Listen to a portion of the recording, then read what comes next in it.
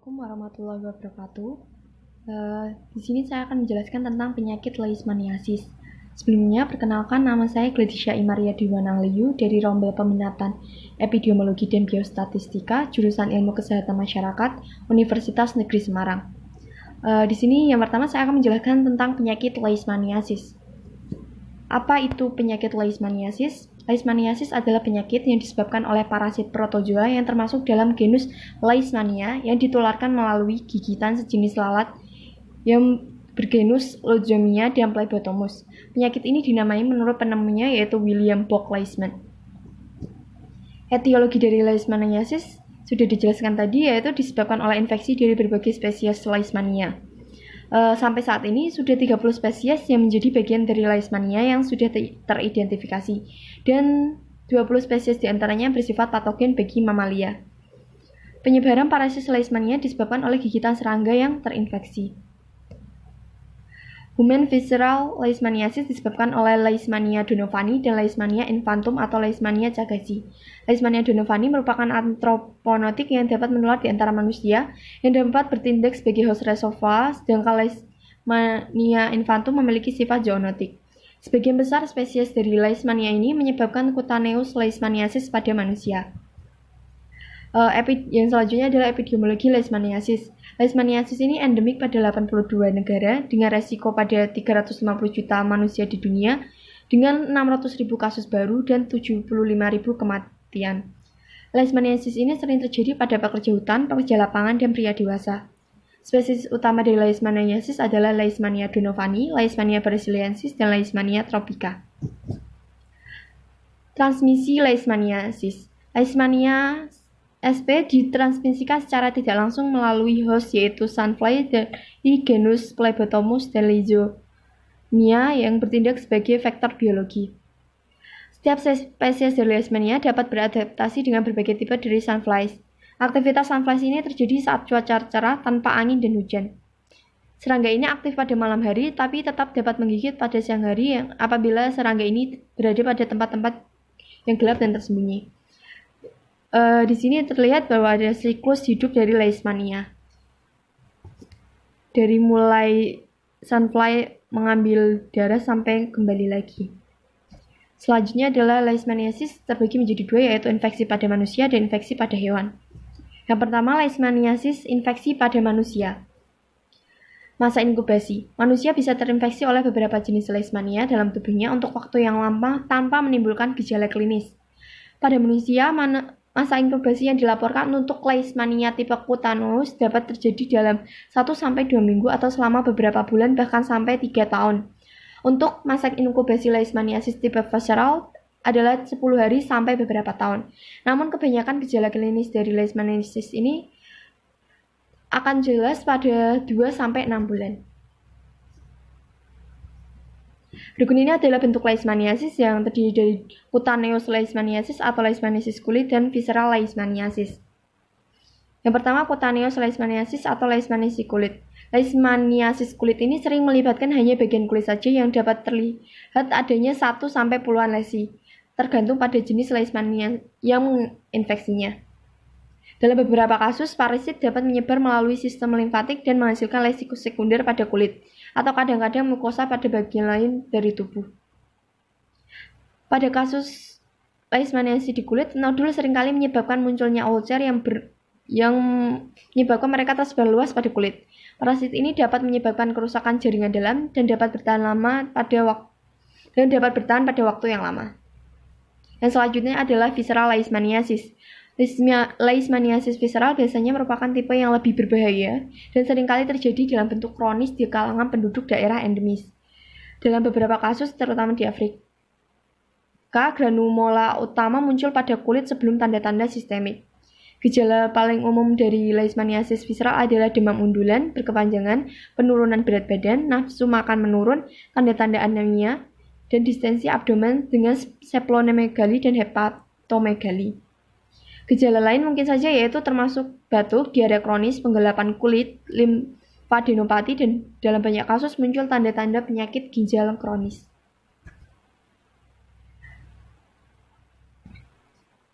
Selanjutnya adalah diagnosis dari infeksi leishmaniasis pada manusia, yaitu melalui anamnesis, pemeriksaan klinis, dan pemeriksaan laboratorium.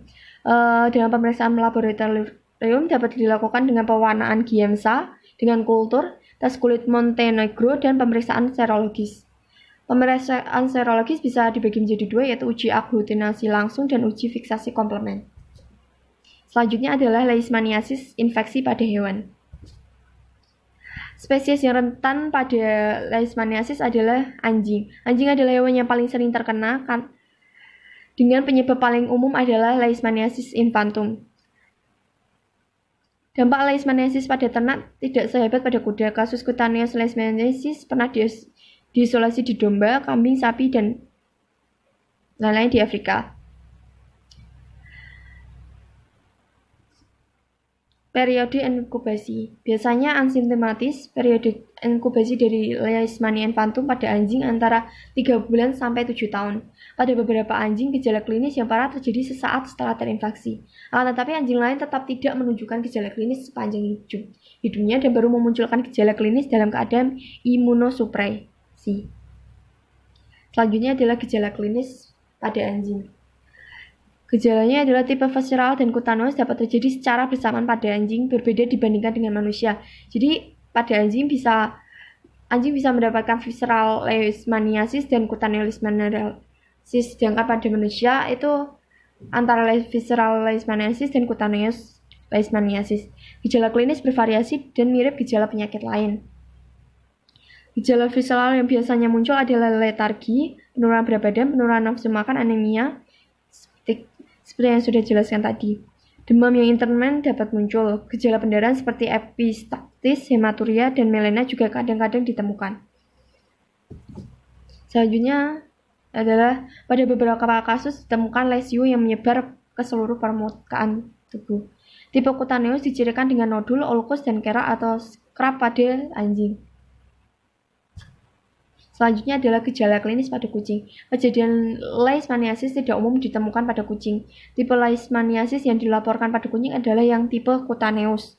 Gejala klinis yang muncul adalah nodul yang terlokalisir, papula, kulit berkerak atau krastit, dan ulkus pada hidung, telinga, kuping, kelopak mata, dan bibir. Pada kucing sehat yang diinfeksi dengan Leishmania mexicana, lesio kulit akan muncul kembali pada 2 tahun setelah terapi bedah dan resisten terhadap terapi. Selanjutnya adalah tes dan diagnosa infeksi leishmaniasis pada hewan. Pada hewan, leishmaniasis dapat didiagnosa melalui pengamatan langsung pada parasit menggunakan Giemsa, rats, leishman, atau pewarna lain. Leishmania amastigot biasanya berbentuk oval dengan basofilik nukleus dan rocklite kaintoplas ukuran kecil. Biasanya ditemukan dalam makrofag atau pada sel-sel ruptur. Selain itu, diagnosa juga dapat menggunakan polymerase chain reaction atau PCR yang dapat mendeteksi leishmaniasis SP pada darah, biopsi kulit, limfonodus, sumsum tulang, dan swab konjungtiva. Selanjutnya adalah pengobatan leishmaniasis. Leishmaniasis bentuk kulit dan visceral biasanya dapat disembuhkan pada individu dengan imunitas yang baik. Antimonial pentavalent dapat digunakan untuk mengobati leishmaniasis. Obat lain seperti allopurinol, amphotericin B atau liposoma amphotericin B, dan miltefosine juga dapat digunakan. Sebagian besar obat yang digunakan untuk mengobati leishmaniasis diberikan secara parenteral. Leishmaniasis kulit harus diobati dengan segera untuk mempercepat penyembuhan dan mengurangi jaringan parut dan mengurangi resiko penyakit mukosa atau kambuh. Selanjutnya adalah pencegahan dari penyakit leishmaniasis. Pencegahan dapat ditujukan kepada manusia, vektor, dan reservoir. Yang pertama, pencegahan yang dapat dilakukan pada manusia adalah pengobatan terhadap penderita. Yang kedua adalah pemberantasan vektor lalat, menyingkirkan host reservoir, dan melindungi manusia dari gigitan vektor. Selanjutnya, saya akan menjelaskan tentang penyakit skabies. Apa itu penyakit skabies? Skabies adalah penyakit kulit menular yang bersifat zoonosis dan disebabkan oleh tungau Sarcoptes scabiei. Penyakit ini tersebar luas di seluruh dunia, terutama pada daerah-daerah yang erat sekali kaitannya dengan lahan kritis, kemiskinan, rendahnya sanitasi dan status gizi, baik pada hewan maupun manusia. Penularan skabies ini terjadi melalui kontak langsung. Selanjutnya adalah etiologi skabies. Sudah dijelaskan tadi bahwa skabies ini disebabkan oleh tungau Sarcoptes scabiei. Tungau ini mampu menyerang manusia dan ternak termasuk hewan kesayangan atau pet animal maupun hewan liar atau wild animal. Sarcoptes scabiei ini bersifat obligat parasit yang mutlak yang memerlukan induk semang untuk berkembang biak. Ya, ini adalah contoh tungau Sarcoptes scabiei versi hominis betina. Kemudian yang kedua adalah gambar telur nimfa Sarcoptes scabiei. Kemudian yang ketiga adalah histologi kulit atau infeksi Sarcoptes scabiei pada stratum corneum. Selanjutnya adalah epidemiologi skabies. Masalah skabies ini masih banyak ditemukan di seluruh dunia, terutama pada negara berkembang dan industri. Tingkat hygiene, sanitasi, dan sosial ekonomi yang relatif rendah menjadi faktor pemicu terjangkitnya penyakit ini. Di samping itu, kondisi keuangan air atau tidak adanya sarana pembersih tubuh, kekurangan makanan, dan hidup berdesakan semakin mempermudah penularan penyakit skabies dari penderita kepada hewan yang sehat. Lalu lintas perdagangan hewan dan produknya ke seluruh wilayah Indonesia atau internasional membuka pintu penyebaran penyakit menular semakin luas. Penularan skabies yang relatif sangat cepat menjadi tantangan bagi dunia peternakan dan kesehatan Indonesia. Selanjutnya adalah skabies. Skabies terdiri dari dua, yaitu skabies pada hewan dan skabies pada manusia. Yang pertama saya akan menjelaskan tentang skabies pada hewan. Di gambar bisa dilihat bahwa itu adalah contoh skabies pada kambing. Yang pertama dengan pada itu keropeng pada moncong atau bibir dari kambing. Yang kedua adalah keropeng yang telah menyebar di seluruh tubuh kambing. Kejadian skabies ini dapat terjadi pada semua hewan berdarah panas seperti kambing, domba, kerbau, sapi, kuda, babi, anjing, unta, dan hewan liar lainnya. Penyebab kematian contohnya adalah penyebab kematian rubah merah atau Volpes anjing hutan dan Bombatus ursinus yang dilaporkan oleh Martin yang diduga akibat penyakit skabies. Gejala klinis dari penyakit skabies pada hewan. Umumnya gejala klinis yang ditimbulkan akibat infestasi skabies ini pada hewan hampir sama, yaitu gatal-gatal, hewan menjadi tidak tenang, menggosok-gosokkan tubuhnya ke dinding kandang, dan akhirnya timbul peradangan kulit. Kemudian membentuk eritema dan papula akan terlihat jelas pada daerah kulit yang tidak ditumbuhi rambut. Apabila kondisi tersebut tidak diobati, maka akan terjadi penebalan dan pelipatan kulit disertai dengan timbulnya kerak. Gejala tersebut timbul kira-kira 3 minggu pasca investasi tungau atau sejak larva membuat terowongan di dalam kulit.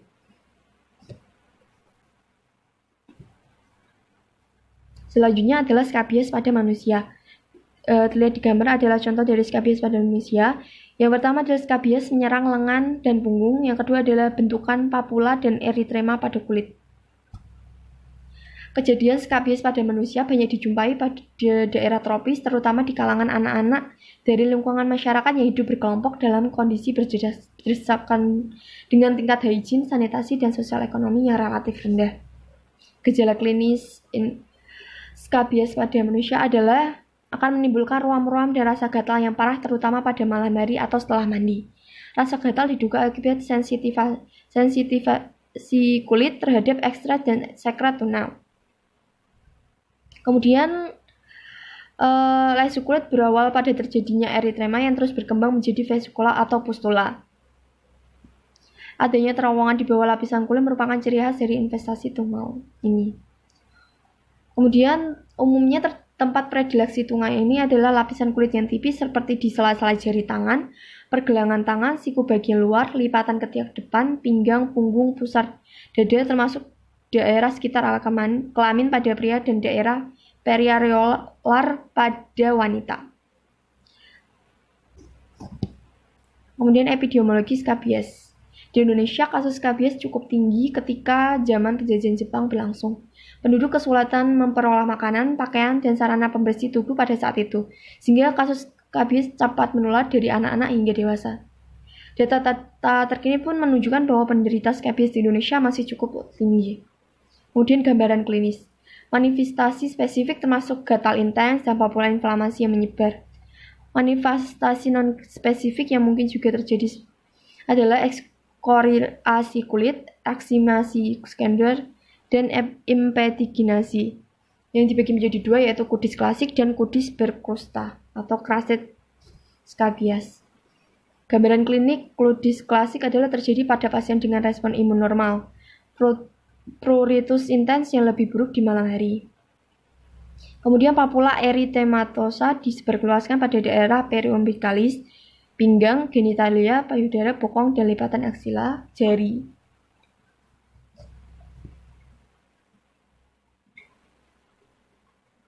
Kemudian liang atau tanda patognomik muncul sebagai garis tipis berwarna coklat keabu-abuan yang berukuran 0,5-1 cm. Untuk lesi lain vesikel biasanya pada awal liang dan biasanya pada alat kelamin pria yaitu selangkangan atau bokong. Selanjutnya adalah gambaran klinis kudis berkrusta. Biasanya terjadi pada pasien dengan defisiensi imun yang parah akibat penyakit misalnya seperti mengidap penyakit AIDS, infeksi HTLV-1, keganasan, dan kusta. Atau terapi misalnya obat imunosupresan dan biologis. Lesi kulit terdiri dari plak generalisita, tidak terdefinisi dengan baik, erythematosa, dan pecah-pecah yang ditutupi oleh sisik dan kerah. Pada tonjolan tulang, plak memiliki aspek kuning kecoklatan dan tebal. Skabies non-krustal. Infeksi skander bakteri dapat menyebabkan lesi kulit berbau busuk. Selanjutnya adalah diagnosis dari skabies. Diagnosis berdasarkan karakteristik gatal. Diagnosis pasti didukung oleh pemeriksaan mikroskopis positif dan yang mengidentifikasi tungau, telur, atau pelet tinja. Untuk meningkatkan hasil, alur yang digunakan oleh parasit dapat dibuka dengan jarum halus dan minyak. Pemeriksaan dermoskopi dapat mengidentifikasi liang kulit, tungau, telur, dan dapat mengorientasikan tempat kerokan kulit. Kemudian selanjutnya adalah pencegahan pada hewan agar tidak terkena skabies. Yang pertama adalah lalu lintas ternak dari suatu tempat ke tempat lainnya menjadi pintu masuknya bibit penyakit, sehingga harus diperhatikan secara serius. Selanjutnya, hewan yang terserang skabies sebaiknya diisolasi dari kelompoknya dan diobati sampai sembuh. Kemudian populasi ternak yang terlalu padat dalam suatu kandang dan sanitasi yang buruk harus dihindari untuk mencegah penularan antara ternak. Kandang bekas menderita skabies dianjurkan untuk dicat dengan kapur dan dikosongkan beberapa waktu, kemudian dapat diisi lagi dengan ternak yang baru. Penyuluhan tentang penyakit skabies dan tata cara serta tindakan pengobatan skabies perlu digunakan. Umumnya peternak kurang menyadari akan bahaya skabies bagi dirinya sendiri maupun bagi ternaknya. Kemudian pencegahan pada manusia. Setiap orang yang tinggal dan kontak langsung bersama penderita harus diobati meskipun tidak timbul gejala gatal-gatal. Hal ini disebabkan karena gejala gatal-gatal baru timbul setelah beberapa minggu setelah infestasi tungau. Kemudian baju, spray, sarung bantal, selimut handuk, sapu tangan, dan kain lainnya yang sebelumnya digunakan oleh penderita disarankan dicuci dengan air panas dan dijemur di bawah sinar matahari atau dry clean untuk membunuh tungau yang menempel sehingga tidak menjadi sumber penularan. Terima kasih.